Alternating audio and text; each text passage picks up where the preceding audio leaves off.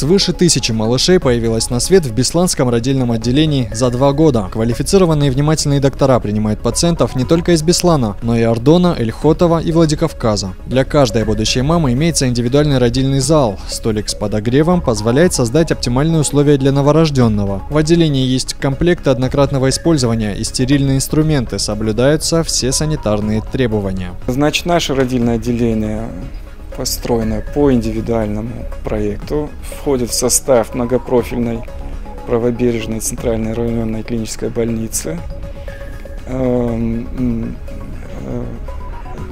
Наше родильное отделение рассчитано на 48 коек, из них 30 это женские койки, 18 для детей.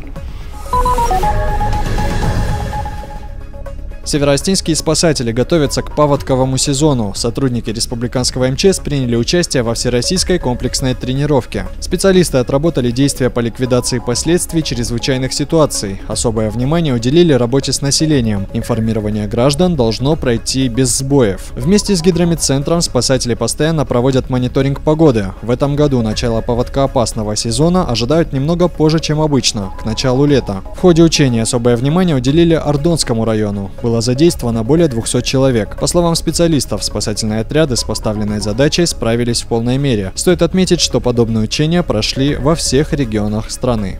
Все районы, за исключением Равского района, являются паводкоопасными, отдельные населенные пункты.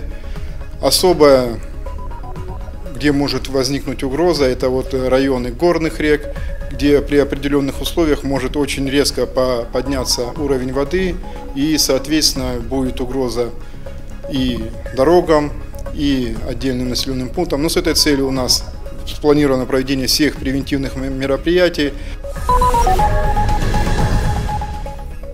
Одна из главных достопримечательностей североостинской столицы – Горьковский мост в этом году будет реконструирован. Такое решение приняли еще осенью предыдущего года. Мосту более полувека, и за это время он пришел в ненадлежащее состояние. Программой восстановления займется проектный институт Северной Осетии. К этой работе придется привлечь и профильные ведомства. Через мост проходят электрические кабели и водопровод, соединяющие левый и правый берега Терека. Кроме того, Горьковский мост – важнейшая пешеходная тропа. Как сказали в администрации города, полностью закрывать его не станут.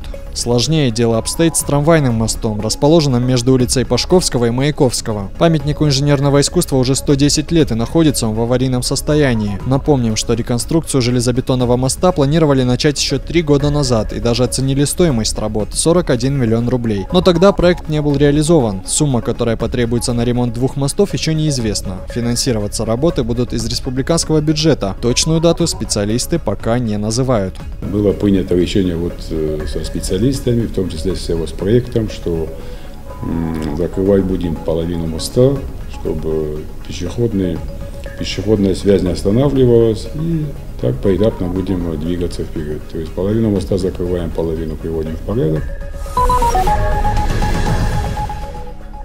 Турнир памяти Леонида Саблина завершился во Владикавказе. Этот чемпионат открывает футбольный сезон в республике уже 37-й раз. Примечателен тот факт, что в финальную стадию не пробилась ни одна городская команда. В матче за бронзу Ардон одолел Дигару, а в решающей встрече Ирбис из Михайловского одержал победу над бесланским пищевиком со счетом 2-1.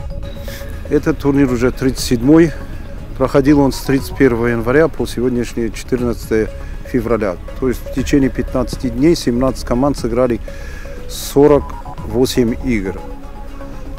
Значит, играли мы на стадионах нашей республики: Беслан, КМИ, Ардон и Владикавказ.